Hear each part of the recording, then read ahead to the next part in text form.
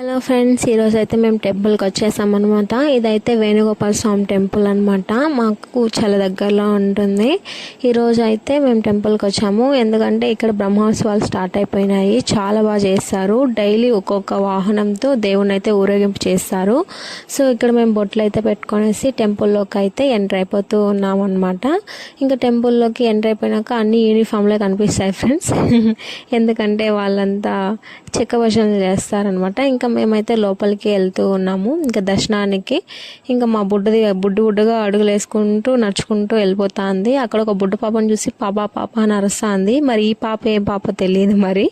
ఇంకా దేవుణ్ణి అయితే చూసేసుకొని కాసేపు దర్శనం అయిపోయినాక కూర్చున్నాం బయట. ఇంకా ఆవులు అయితే కట్టేస్తున్నారు అక్కడ. మా బుడ్డ చూసి దాన్ని కూడా తరిమేదానికి వెళ్తుంది. భయమే లేదు దానికైతే. ఇంకా ఫైనల్గా ప్రసాదము, ఇది ఇంపార్టెంట్ అనమాట టెంపుల్కి వస్తే. ఇంకా ప్రసాదం అయితే తీసుకొని